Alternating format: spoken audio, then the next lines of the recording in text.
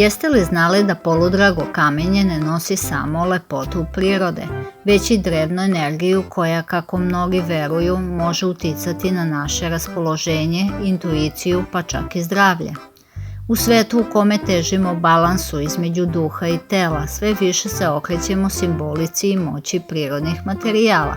Zato sam odabrala biser, jaspis, sedef i simbol sunca od neređajućeg metala da spojim u jedinstvenu ogrlicu koja nije samo ukras, već mala majlija. Biser simbolizuje čistoću, intuiciju i unutrašnji mir. U mnogim kulturama se nosi kao zaštita od negativnih emocija. Jaspis je poznat kao čuvar, kamen stabilnosti, hrabrosti i prizemljenja. Kažu da donosi snagu u teškim trenucima. Sedef je oduvek bio simbol ženstvenosti i zaštite. Njegov sjaj ne samo da očarava, već i umiruje, podsjećajući nas na plimu i oseku emocija. Sunce je ovde više od ukrasa. Ono je arhetipski simbol života, svetlosti i obnove, napravljeno od metala koji ne rđa.